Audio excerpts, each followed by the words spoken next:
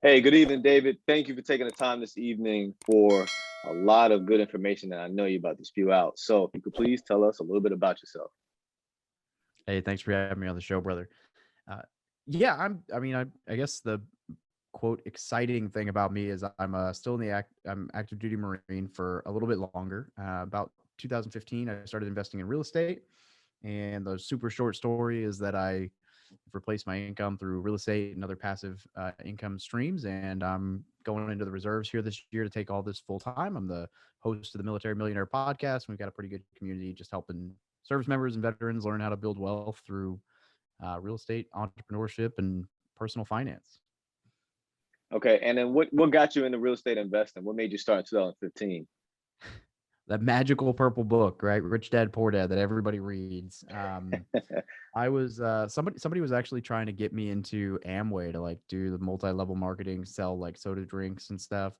And I wasn't really having it, but he gave me that book. He's like, "You should read this." And I was like, "I don't want to read it." And he gave me the audiobook, and he was like, "All right, well, then listen to this." I'm like, "Okay, fine. Like, you called my bluff, I'll listen to it." And I mean, that book totally changed the trajectory of my life. Like, thank you very much. I appreciate you. Like, he's just totally turned things around for me, which has been awesome. That's the first time I've heard it referred to as the magical purple book. But yeah, I think Yeah, everybody I would call know it the what you Purple mean. Bible sometimes. Yeah, yeah. Definitely has been like the starting point for a lot of people that decided to either real estate invest or be entrepreneurs. I think it's got a lot of key concepts that a lot of people can carry on with for the rest of their lives when it comes to business. So I saw that you start off with a duplex house hack. Is that the first real estate? I guess your first time dealing with rental property in a way. That So was it. explain that experience. House hacking. Somebody paying half the rent. What was the rent cost, etc. Yeah, so it was kind of like perfect timing, right? I read that book, and then I was coming up on the end of a lease for an apartment, and I was still single at the time, but I was a recruiter, so I got housing allowance, and so I was in this apartment. It was a 2-bed, 1-bath apartment, and it cost me I think like $550 a month to rent this place. And I was like, well, let me look at some duplex prices, and I was doing math, and I was like, all right, well, these don't look too expensive. So this was in Missouri. So I got my duplex for 81,000, and I actually didn't use the VA loan because I had a lender who told me I shouldn't use it because I could only use it one time, which is wrong. So they talked me into using the FHA loan, which isn't the worst loan in the world, but I Right. definitely could have done better. And then so I paid 3.5% down on an $81,000 duplex, and I got in. My mortgage was 615. Taxes have kind of changed, so it's actually 585 now. But I paid 615 for principal, interest, taxes, and insurance, and I had a tenant in it for 475 when I moved in. So I was like, all right, well, that's $120 or whatever that I have to pay out of pocket for this mortgage plus expenses. That gives me a 300 and some change dollar window before I'm even the same price as what it was to live in my apartment. And I'm owning the place and I'm paying down principal. Like, all right, let's try it. And so I did that. And I lived in it for a little while with the tenant, and then I got orders to Hawaii. And so once I moved to Hawaii, I rented both sides out, and I started making about $200 a month. And then since then, the rent has increased probably about it's about 550 each door right now. So currently bringing in like 300 and some change every month net, and I've paid down $10,000 on the loan, and it's just been a good property. So I got into that and did the house hack for a little while, which I think is the best way for anyone to start investing in real estate. And then I turned around, and once I saw the real potential for cash flow when I moved out and rented both sides, I was hooked. I was like, wow, this is really easy because I had hired a property manager when I moved. I know I'm not the personality to deal with tenants, and so I hired a property manager, and then it was just mailbox money. I was just getting a check every month and having maybe an hour that I would talk to my property manager tops and like look at books. And so yeah, I was just hooked. I was like, this is awesome, and then just kind of went from there, I guess. Did you have some type of vetting process when it came to finding a property manager before you left? Part luck, part just a whole bunch of Google articles. I read through probably 15, 20 different articles and compiled a list of like 10 or 20 questions from these articles on things I should ask. And then I interviewed three. And so I had three different property managers I interviewed. One was, I don't even remember. And then one, I went in their office. They were super fancy, but they had a lot of extra fees. And then the one that I actually ended up working with was a fairly new property management company, but while new, they were also, she had been a manager for a construction company for like 20 years. And so she was very experienced, just a new company on her own. And so they seemed like the right people for me. They were running the lean operation. They weren't super expensive. They didn't have a ton of fees. And so I went with them, and it turned out to be great. Like, she's grown quite a bit over the last few years with her team, and they've never steered me wrong. So Yeah, man. I haven't been lucky yet. I got somebody that's okay, but I've definitely heard of some success stories when it comes to finding the right property manager. I heard a lot of times people say, "Hey, they're better off just doing it themselves." But when you are in the military, or if you just happen to not be the type of real estate investor that invests in your market, like if you live in Hawaii or you live in Los Angeles, it makes sense for a lot of people to buy rental properties in lower areas. Then you're going to need that property manager. So, yeah. I guess to each his own based on the situation. I don't mind doing a lot of the property management work unless it's going to court, and then always receiving phone call or the showings. Yeah. The showings I obviously can't obligate to because we work, and then who's got time to go to court all the time too. So I agree. Yeah, wholeheartedly. I mean, there's definitely some of that stuff I could handle, but I don't want to deal with it. To me, it's absolutely worth paying someone else to just not worry about my properties at all. I agree. I agree. So you haven't had to manage your property manager much. It seems like you just have you monthly meetings with her, monthly conversations, and then that's it. At this point, it's not even that. So when I first started, I gave her like $250 and said, "Hey, if you go over $250 on any expense, I want to know about it and I want to approve it." And then as we got comfortable working together, then it was like 500. Now it's like, call me if you have an emergency. Let me know if you need something. I mean, she's handled evictions before, and I haven't even known about it until I looked at the report at the end of the month. And so I don't even, I mean, I call her if I got a question. I call her if something's coming up, like right now, like we're looking to buy some more apartments. So I called her and said, "Hey, what do you need from us for these apartments?" And she, gave me the docs. I'm like, "Okay, cool." Um, but I mean, as far as like actually doing anything, I mean, she sends me a report at the end of the month, and I send it to my accountant and say, "Here you go." That's pretty much the extent at this point. And so when you went to Hawaii, what was your mindset in Hawaii trying to still real estate invest?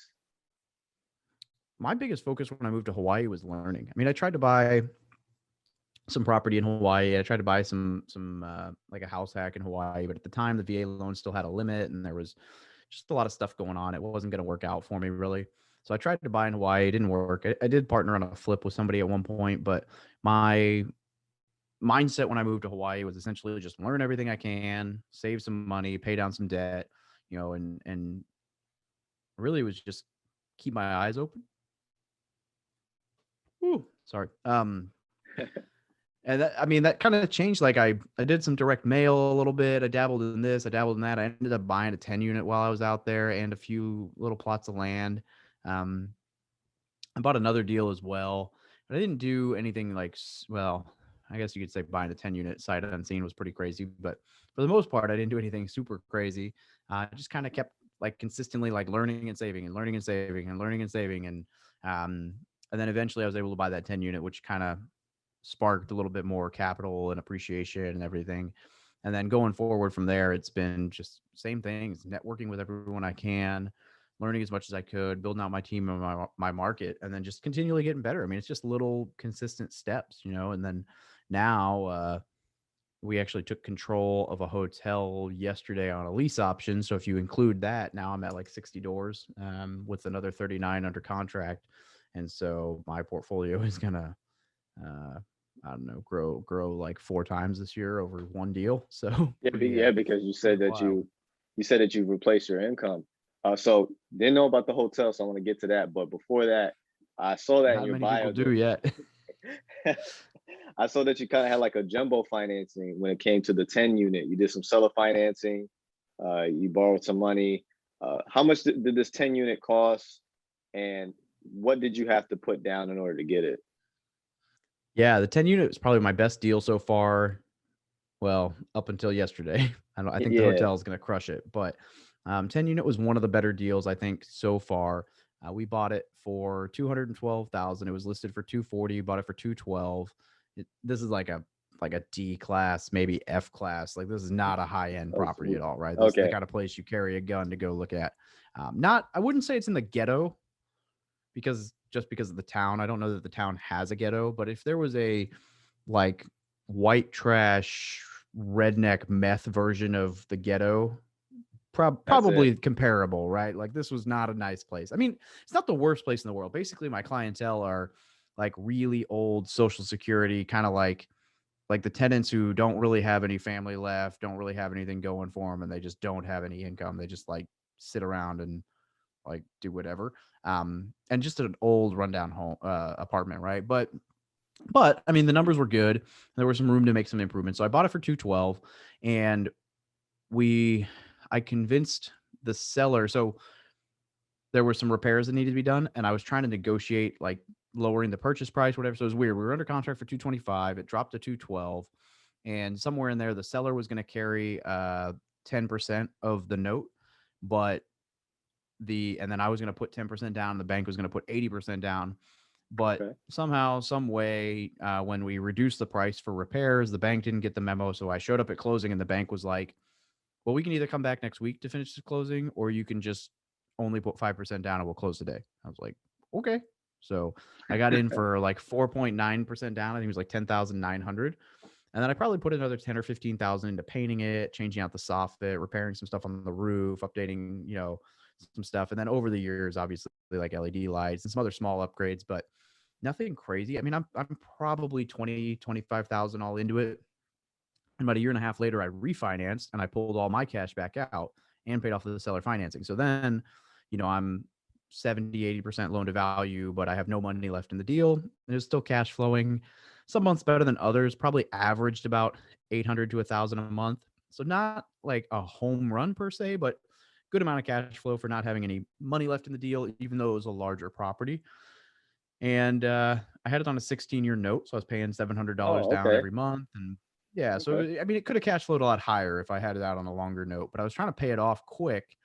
And then, I was trying to refinance it a few months ago, and someone made me a really good offer. And so, assuming they close on the property, I'm gonna sell it for 350 this week or next. And they were supposed to close last Friday, but some issues came up. So, assuming they close this week, then I'll sell it for 350, and I'll net, I'll gross 147, and I'm gonna 1031 100 of that into this really big apartment in June, which I wasn't going to 1031 it. I was just going to eat the tax bill, but then this deal came up, and I'm like, okay, fine, I'll 1031 100. And the other 47, I'm going to pay off my wife's home equity line of credit, which will make her happy, which is not the debt that makes the most like financial sense to pay off, but it'll make my wife happy, and then she'll be able to refinance her primary home. So at which point I will have successfully no longer have money pulled on our primary residence for real estate, and it'll only be like property debt. So it'll be good. That was my next question too, and because I was like, okay, if you're gonna sell this for making a gross of 150, are you gonna 1031 this? So I'm glad you said you were, because there's I so much you wasn't could going do. But to. I mean, I was going to eat the $33,000 tax bill and pay off all my bad debt and then still have 50K to play with. And I was going to be really happy with that decision. But that's then not with bad this either. deal that came around, with this deal that came around though, I was like, all right, fine. I'll roll the 1031. So what I did So not know is that you're taking a portion of the capital gains. I didn't know you could do that. I thought you had to use all of it. no, no, no, no. So I mean, the rules still play, right? Like I will still need to buy like kind exchange. It'll still have to be an apartment or whatever that's more valuable than what I currently am selling, and I'll still have to be, a real estate investment, not a primary. Like all the normal rules still apply. I'll still have to meet all that stuff. But basically, you don't have to roll the entire amount in. It's just that the amount that I don't roll will be taxed. So let's say my tax rate was 15%, which it's more than that, but let's say it was going to be 15%. If I was going to do 150,000, that would be like 22.5 that I would pay in taxes. But because I'm only being taxed on the 47 or the extra 50, then I would pay 7,500 in tax, and the other 15,000 or whatever from that 100K that would be rolled into the future with the 1031. Okay, so just learn something new. 'Cause I always thought just how it's been I always learned been that too because explained. I was asking questions. I was like, is this possible? I don't want to put all of it into it because my wife, I promised her I'd pay off this stupid HELOC. So And kudos to her being patient with you, right? And using that HELOC to buy into more real estate, buying yeah, into your passion. yeah, I So tapped yeah. out that HELOC like 4 years ago, so she's earned it. Yeah, yeah, exactly. Yeah. I would have did the same thing, man. I would Yep. have did the same thing. And so, all right, now let's talk about this hotel, man. So how did you come across this? How do you even buy something like a hotel? And in what area? Okay, so I'm going to preface with saying that none of the answers to this question are going to be replicable. This is a very unique situation, and there's not like this is what we did, and this is how we found it, and this is how we financed it, and this is the no. I was sending direct mails for single families and duplexes and like absentee landlords, and this guy owns a single family house in this little podunk town called Buffalo, which is about 3,000 people. And he was like, yeah, I got this single family, like whatever. He scheduled a phone call with me. So I was like, okay, cool. So I jumped on the phone with him and we're talking. He's like, yeah, I might sell the house. I'm not really sure. But what I do have, I want to sell. I've got a 40 unit hotel, a 15 unit apartment, a 23 unit apartment. He's like, I really want to sell the hotel. So if you guys just buy everything, you can have the house too. I was like, What? hmm. All right. So we started talking. I mean, me and him probably negotiated and talked on the phone for like, I don't know, 8 hours over the next 2 or 3 weeks, back and forth and back and forth. And he might sell or carry this, and he might sell or carry that. And he might do this, and he might do that. And I tried to tackle it on my own. And we ultimately came down to, um, what we're gonna do is he needs to hold the hotel until September to avoid short term capital gains because he had bought it from a bank and started turning it around. And then he was trying to turn it into like assisted living, and the city said no. So he didn't really want to own a hotel. He wanted to own the assisted living facility, and because that couldn't happen, he was like, "Look, I'd rather just retire and take the money and go back to Florida, like go live in Florida. Like I don't want to deal with this thing." And so we agreed to buy it from him as a lease option. So 100K down, we buy the lease, and then we have to close it somewhere between September and December. And we'll get a small business administration loan for 10% down to close that. And then the apartments we're buying through our banker at 15% down. And so I was trying to work everything. So we ended up being that we're going to need like $307,000 down, not including closing costs. So we're probably going to be all in 330, 340 with this thing with inspections and stuff. But I was trying to take it down myself, and I wasn't going to have 300K from this deal. So I had a friend who owns a hotel in a town about 40 minutes away. And I was like, bro, you got any interest in this? And he went and looked at the property and was like, yep, I'm in. So he had 100K. And then my roommate and I were talking, and he was like, I got 100 grand. I don't really have anything else to bring to the deal, but I got money and I get along with him. So I was like, yep, done. All right. And so, yeah, we decided to form an LLC and take it all down together. So yesterday we signed the lease, and Hugh gave him 100K and said, great, we're operating the hotel now. And then we also signed the purchase and sale agreement to buy the 2 apartments in the single family house on June 1st. And Pretty so crazy deal. yeah, And the yeah, returns are going crazy. to be awesome on this thing, I think. And this is when you were saying that you have replaced your active duty income. I haven't included any of this in. So I would have said that I replaced it not consistently about 3 months ago, maybe 6 months ago. Because things kind of do this, but now it's fairly consistent now that I've replaced at least my base pay. And then I get some disability pay when I get out. So about 6 months ago, I was like, okay, cool. I'm finally good. This hotel could potentially double that. I don't know. I mean, I don't want to get my hopes up too high, but it's a pretty good buy because it went bankrupt, and this guy bought it and started turning it around, and we're like kind of picking it up like right at that turnaround point. So definitely some opportunities with this thing. That's awesome because you had 2 people that were able to you were able to talk to. And I always say that this is not just a buying property business, a people business. And so for you to have 2 individuals that you could trust to do business with, it ended up working out really well for all of y'all. I agree. Your roommate, does he have any prior real estate investing experience? Yeah, so he's a VA lender, and he owned a duplex and a single family, and then he and I bought a portfolio of 5 units back in November together. and then we sold one, so we own 4 doors together as well. So we've worked together a little bit, and he's a very similar mentality to me of kind of like, okay, whatever. So we get along pretty well. Okay, so break down to me as far as how does Airbnb kind of tie into all this? Because I saw your blog, I saw your YouTube video. You seem very knowledgeable when it comes to Airbnb. Can you please share that a bit? Yeah, so I don't actually own the house I live in right now. I'm renting it because when I first moved to San Diego County, the VA loan still had the limit. And so I couldn't get into a duplex, triplex, fourplex because they were all too expensive for the VA loan. I didn't have the money to put down.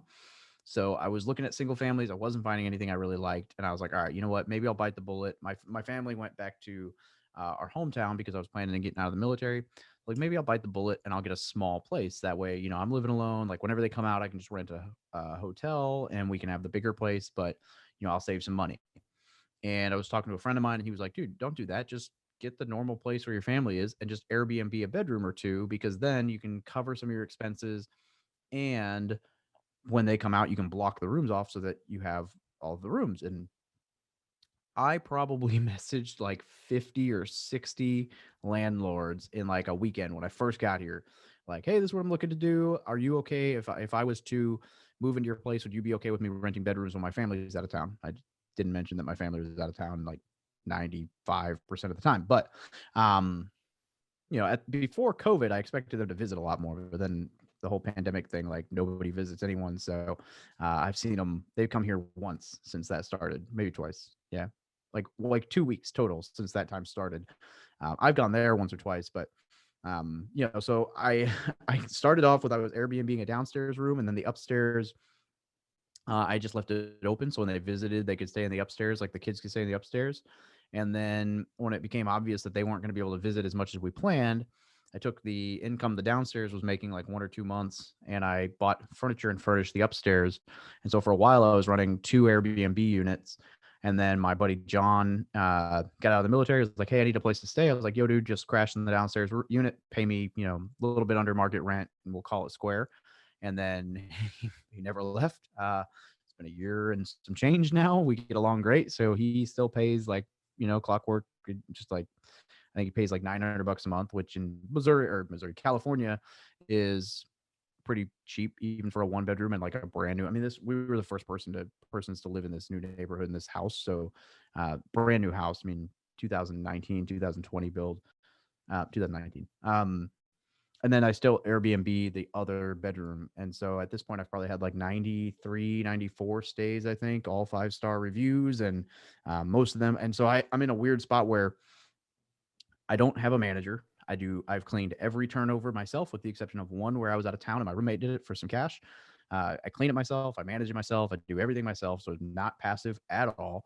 I interact with every single guest personally. I've met them all. I've talked to them all. I've had the good, the bad, the ugly, the indifferent. I've had mostly really good experiences, 1 or 2 terrible experiences, and some very interesting stories. But through it all, I managed to get 5-star reviews, even with the lady who, after she saw my review, like threatened to sue me. So, because people feel bad leaving a bad review for a guest, but the reality is, if I hadn't left I think I left her a 2-star review. The lady like ate my roommate's meal prep and smoked in the house and drank my whiskey or my scotch and like a whole bunch of stuff, right?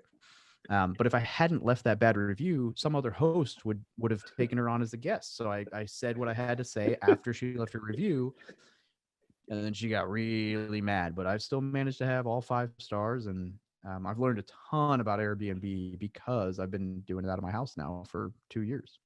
Yeah, she was having a good old time. Ate a clean, healthy meal prep, and then had a cigarette, and then drank some whiskey. So Yeah. Yeah, and we're talking like a Macallan 15-year, like a nice, decent bottle of scotch, and nothing. Like, oh yeah, I'll just help myself to this bottle of scotch that's almost as much as my stay was. so much. How do you ensure the 5 stars each and every time?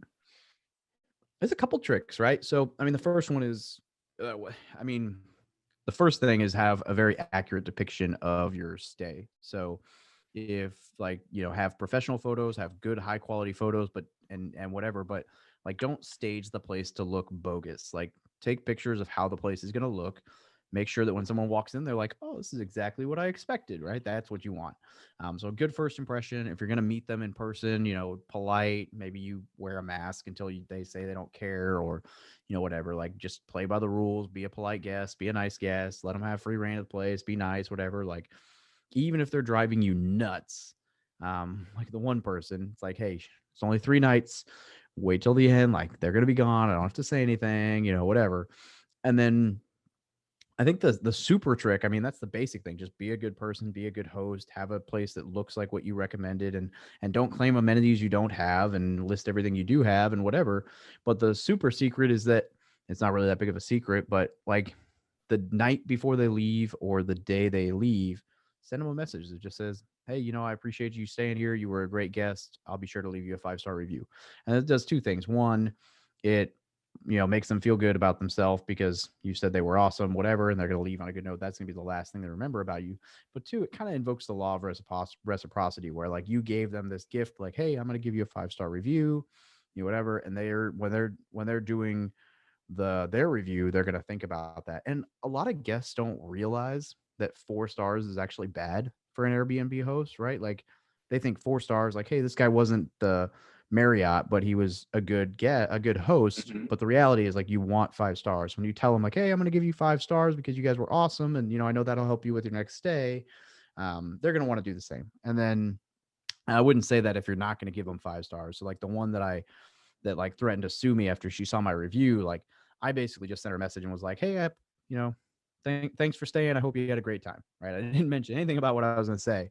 And then on that one, I actually waited until her review posted before I said anything, just to make sure she actually left me a review. And like, once they leave a review, they can't change it. So like her I think it's review kind of is like that like, for Uber too.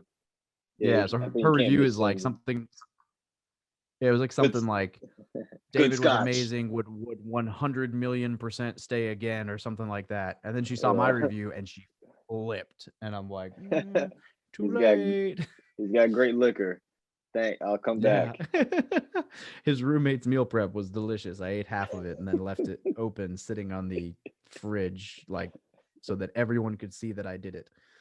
And that was a And funny thing. so Like, the next morning, she's like, hey, I got hungry last night, so I ate something out of the fridge. I hope you don't mind. And I'm like, what?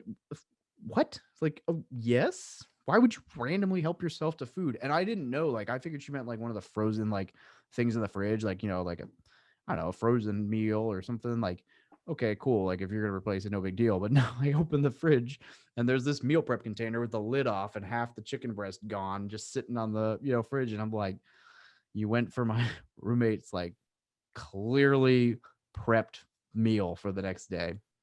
Yeah, he's gonna be a real happy about that one. I wanted you to go deep into military to millionaire. So you have a very in-depth website. You have a lot of content. So you definitely, not only have you dedicated a lot of time towards your real estate investing, but you definitely dedicated a lot of time towards building your brand. And so please explain, what does military to millionaire provide to service members? Well, I appreciate you asking. So from military to millionaire.com started from me wanting to just kind of document what I was doing, what I was learning. I wanted to learn how to write and I wanted to learn how to blog, and I didn't have any idea what to write about. So I was like, all right, well, I'll just start writing. And this wasn't my idea. Someone else told me, well, just write about what you're doing. So I was like, okay, I'll do that. So I just started writing, kind of documenting what I was learning and what I was doing right, what I was doing wrong, what I was seeing, blah, blah, blah. And then it just kind of took off. I mean, it's not like exponential growth yet. It's growing faster every month, which is kind of crazy. But it's done very well. I think partially because I try to keep a very open kimono. Like, look, I'm not a millionaire yet. I'm working my way there. Like, this is my journey. Here's what I'm learning. This is what I did wrong. I definitely did this wrong. Wow, I did that really wrong. Holy crap, this was bad. So I try to be really approachable and open about things. It's definitely been fun. I never expected it to grow to the point that it has now, where I actually have a platform to reach people, and I've got this book coming out, and I'm going to be able to like actually give it to somebody and somebody might read it, which is crazy. But it's, yeah, I mean, the whole platform is designed around helping service members, veterans, and their families learn how to build wealth through, real estate, entrepreneurship, personal finance. And it's just kind of an open platform for helping connect people, right? So we do a lot of different things, but the most of what we do is just podcast, YouTube, free content, whatever I feel like learning or talking about it. What I do now is when people ask me a question that I have heard like 3 or 4 times over the last couple of weeks, I'm like, okay, that's a question I just need to address in an article. And so, for example, the one that I just wrote 2 weeks ago, I think 3 weeks ago, was just about what you should do with your TSP when you get out of the military. Should you roll it into a self-directed IRA? Should you roll it into a civilian Roth IRA? Should you leave it the heck alone? Like, what should you do? And I get asked that question all the time. So now I can just be like, go read this. It gives a much better answer than I can tell you in 2 minutes via a text message. And like, it's much more detailed. It's got links to other stuff. Like, it'll really help you out. So that's kind of become my content strategy at this point, is just whatever people are asking about or I'm learning, I just try to post it out there because, I mean, let's be real. I made a whole bunch of mistakes with military finance when I was young. Like, my TSP was in the wrong fund for years. I lost out on all kinds of He was in stuff. a And G fund. it was in the G fund. Yeah. The mistake everybody made, and everybody learned the hard way, because nobody who learned it ever went and told their Marines or sailors like, hey, I learned this. You guys should fix this. Yeah, Just kind of I was left. definitely in the G fund for like 5 years before. Yeah. Lucky for me, or blessed for me, one of my friends, he was in a real heavy into Bitcoin, like back in 2011. Yeah, around 2011 time frame. And what he was doing, he said he was doing TSP loans in order to buy Bitcoin. And that's when he kind of stumbled across, like, asking me what fund do I have, and I was like, the G fund. He's like, oh, you're wasting your time. So I actually put in like in life cycle 2050, and I actually the next year I went up like 22%. This past year has been like 33 actually. The market, the longest bull market we've had. So I actually plan to use my TSP for like small down payments on our next property as well. So definitely be rolling that back, and then do cash out refinance and put it back in. Just play with it until I intend to retire. I don't really intend for my TSP to grow to 2 million in the next 8 years when I retire, if I decide to get out at 20. So the best thing is just keep using it, and then putting it back, and keep using it to buy investment properties. Because by appreciation in the homes that we bought, we have our net worth has gone up 100 grand in 2 years, and I would not be able to get 100 grand in my TSP in the last 2 years. Depending on how much you got in there, but yeah, I don't know. I don't know that I'll ever take a loan out from my TSP.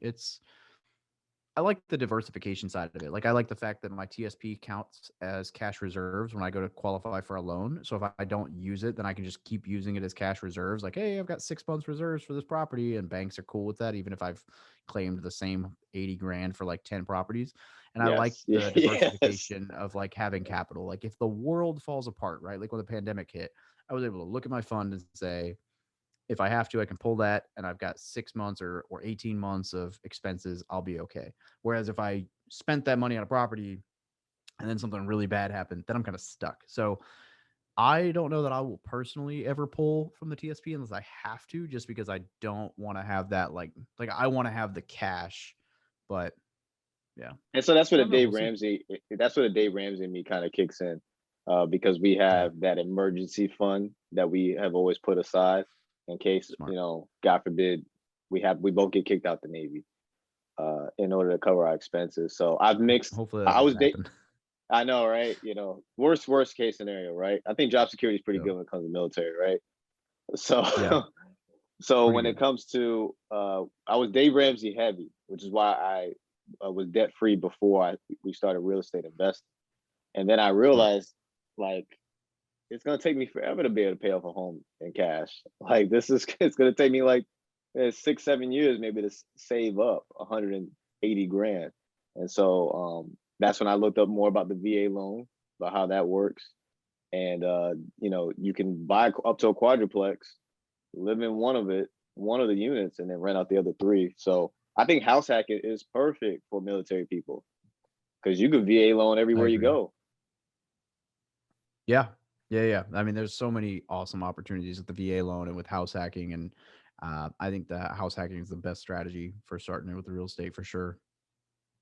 Yeah, because I mean, the average person, at least in the Navy, we PCS about 5 times, at a minimum 5 times before we retire. And so if we happen to have moved every time, or just after the year has passed, perfect world, get a quadruplet each time. 4 times 5. You'll have 20 units by the time you retire. Yeah. Try to put them on And a you'll be 15, coming up 20 on year paying the mortgage. first one off. Yeah. Yeah. So it could work out if you. The fortunate thing is that a lot of things are not told to us when we're coming in, and I didn't learn about a lot of this until my second tour when I got stationed in Los Angeles, and then I saw how much. I'm like, what do people do around here? Why do people have so much money? And that's how I kind of got exposed to people being involved in entrepreneurship and real estate. So I think that's why now, like, I'm on a aircraft carrier in Norfolk, and like I'm one of the command financial specialists. So every chance I get, like, I'm like telling people, a junior sailor would be like, hey, this is what I want to do. I'm like, hey, look, save your money. Don't buy a nice expensive car. It doesn't matter anyways. If you're trying to get a girl, it doesn't matter. Just get a nice A to B car, save your money. You're going to be glad you did that. Put 15% in your TSP, especially now because they have the blended retirement uh, system Yeah. now. Do you have BRS as well? Yeah, use I BRS. actually changed over to it. Yeah. Oh, cool. You must have just hit the criteria. You must, like, just by the month. Yeah. He was I close was one of the older guys. I was one of the first people in the Marine Corps, I think, to actually take the continuation pay. because you knew you were getting out. Well, yeah, I don't really know how that's going to work. So I took the continuation pay because I wasn't 100% sure I was getting out. I'm going to end up having to pay back 2 years of it. But, at the end of the day, I got to use that cash until I have to pay it back. So it worked out for me. I put it into debt. So I earned interest on it the whole time. So whatever. Well, there you It's go. about the only way I'm ever going to get an interest loan from the government. But yeah, it was, I don't know. I mean, it was like almost 10 grand that I got. So I put I think I put 30% of it straight into my TSP, and then the other 60% or whatever uh, I dumped into. Yeah, I think I just put it into a personal loan that I had just to pay it down and, whatever. But I'm And going to have that's to pay part of that back for sure. but no, it still ended up working out. Like, definitely ended up working out for you. I think for some people, like we talked about earlier, I came into the Navy, and I fell in love with it throughout my time. But as time went on, and I saw other opportunities that would provide more freedom, you gotta admit it's very appealing. And I as agree. as much as we may have enjoyed the time in the service that we've had, uh, it's hard to ignore the opportunity, especially when we got a taste of it, the opportunity to have passive income, financial independence, and I can get up and go to sleep whenever I want to. I agree. Yeah. No, it makes a world of difference for sure. It's, yeah, military. I mean, I still think the military is probably the best thing you could do out of high school. I mean, you get free college, full benefits, good pay, job security, VA loan, free college going forward, free college after the military, and you get to like experience life, and learn Yeah, what you want to do, right? You take a job and then you're like, wow, this sucks. Well, at least you learn before you put $70,000 into college to learn it. this is true. The Navy spent $70,000 for you to learn it, actually. Yeah, exactly. So you can't beat that, you know? I don't know. It's good. It's a good job. And so you're also an author. So please break down, what's the name of your book? What's it about? Yeah. Let's make sure I Where don't can mess we this buy up. it? So my book is The No BS Guide to Military Life: How to Build Wealth, Get Promoted, and Achieve Greatness. And it's pre-order, right? So I just like physically, like, I got home 10 minutes before we started recording this. There's 2 boxes on my doorstep. I haven't opened them yet.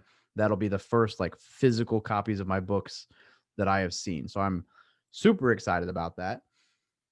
The book is available for pre-order. You can go to fromilitarytomillionaire.com/book. I try to make things pretty simple. So /book, it's whatever. It's about as marine proof as it gets.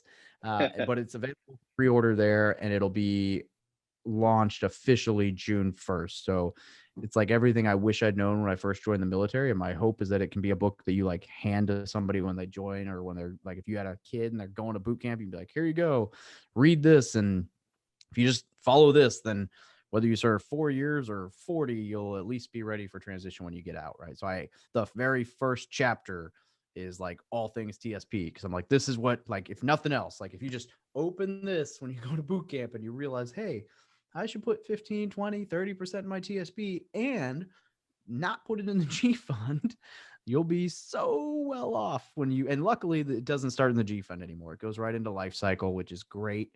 But I mean, life cycle is really good if you don't really want to touch it, but there's still some better funds out there, you know, if Oh you yeah, know for what you're doing. sure.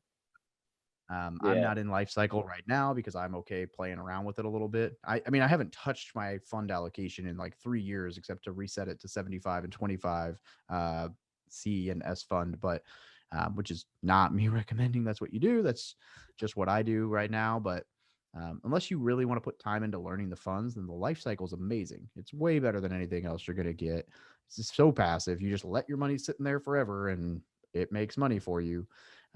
So yeah, I start off with that, and I run through like finances, getting promoted in the military, jobs you should take, like things like recruiting duty, if it's worthwhile, you know, whatever. And then it ends, you know, the biggest section, the meat and potatoes, is investing, with obviously heavy focus in real estate and VA loan and house hacking, and then kind of ending up with like transitioning out of the military and personal development and life after the Corps or the, you know, military or whatever.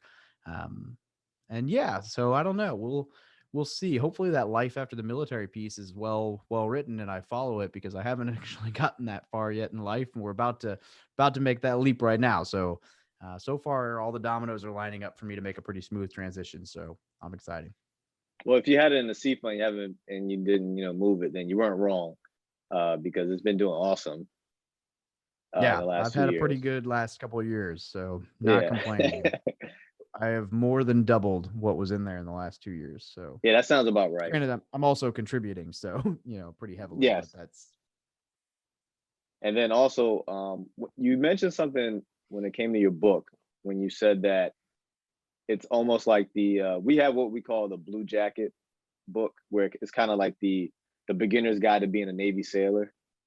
And so your book being the beginner's guide towards being a military, junior guy, all the things that I wish I was told, and many others before you wish they were told before they got, started, or before they became senior in the military. I think that could be something that could be like the token book that every senior person passes down or buys for their junior guy. Hey, look, this book right here, you could talk about for about 3 hours, but this book right here, read it and then let's talk. And I think you kind of hit something that has evergreen potential for years, as long as they don't get rid of the TSP, which I don't see happening, or the VA loan. yeah. And obviously real estate is not going anywhere. I think this is something that could definitely last until after you leave this earth. We'll see, man. That'd be sweet. I just hope somebody will read it and actually put money in their TSP or use the VA loan, right? Like I can get like one or two people to call me and be like, you know, I read this book you wrote and I bought a house and now I'm living for free. I would be a happy man. That would be awesome. If, you know, I could get the PX to stock it and the entire like military reads it, you know, I'd also be a happy man. So, but There you go. Barnes and Noble. Yeah. it's going up on Barnes and Noble, but I don't know if they'll have physical copies, yet to be determined. I suppose that depends on how much it sells, right? Awesome. I Well, think I that's how do they wish do you the that. I best don't on know. that. Thanks, Because brother. and I'll be hitting you up, man, because like I said, I still want to write my first book. And so definitely Journey. I'll be checking out your book on your page. How much is it? How much is the book? It depends on what you buy, anywhere from like 7 to 24, depending on what version. I think the paperback is like 14.99.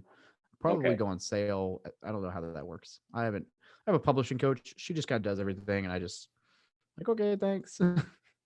Publishing coach. Just okay. I Yeah, definitely I would never have been able to navigate books without her. She's awesome.